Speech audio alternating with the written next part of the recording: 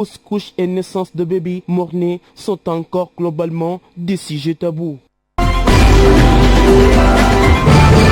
Voilà, nous sommes au dernier virage de ce journal. Ramatoulaye Sarr, que nous accueillons pour nous parcourir la presse du jour. Si c'est en place, Ramatoulaye, je vous dis bonjour.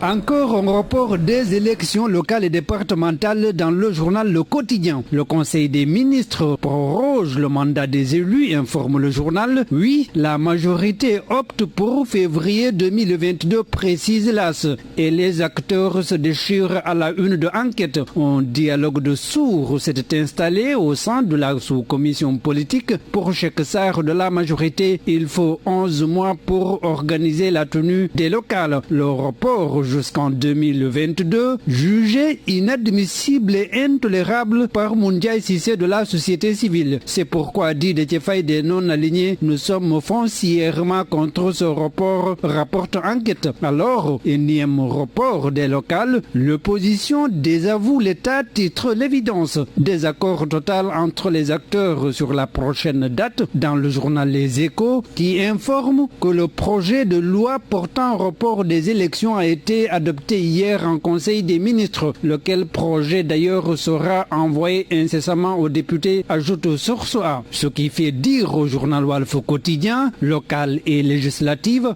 nous allons vers le couplage des élections en 2022. En attendant cela, Source A se demande si Macky Sall peut mettre la main sur les 16 véhicules 88 du PDS au nom de la condamnation de Karim Wade par la CREI. Interrogé sur la question, Maître Moussa Sarr indique que l'État a la possibilité de saisir ces véhicules s'ils sont au nom de Karim Wade. Mais s'ils sont immatriculés au nom du Parti démocratique sénégalais, l'État ne peut rien faire car le parti est une association reconnue. Et Mayor Faye, PDS, je ne sais pas à qui appartiennent ces véhicules, dit-il, rapporte le confrère. En tous les cas, impossible que Karim et Khalifa bénéficient d'une amnistie de la vie de Amadou Gueye, membre du M2D et de Nolank à la une de Vox Populi. Il faut soit une révision de leur procès ou un renoncement définitif à la présidence de la République, note le confrère. Pendant ce temps, retour en annulation des poursuites contre le leader du PASTEF à la une de Sud Quotidien. L'affaire Sonko retourne à l'Assemblée. La demande était déjà sur le bureau du président de l'Assemblée nationale, confirme un député de la majorité contacté par le journal. Candidature de Sonko en 2024, justement,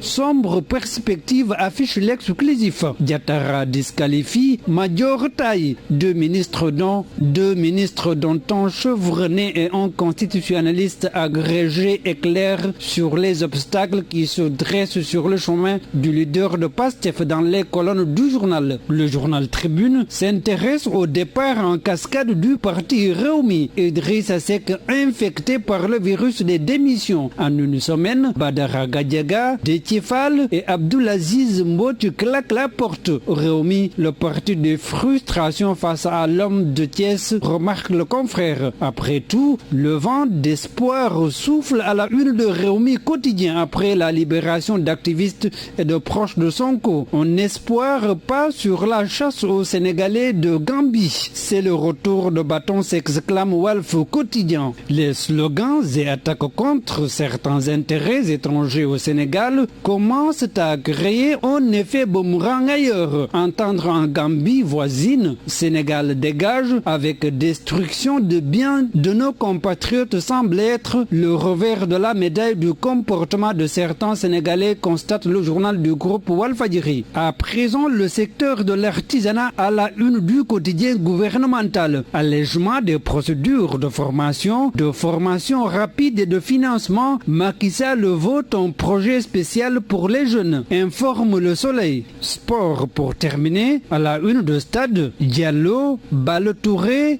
Sima, Nampalis, Ndaou, Sarr, ces nouvelles perles pour embellir le jeu des Lions. Bonne lecture. Voilà, merci à Abdou Diallo qui a assuré donc les commandes et merci à Issa Diagne pour la partie technique. Et suite à la mi-journée avec Hassan Gueye et son invité. Excellente suite de programme sur Wolf TV, la voix des sans-voix.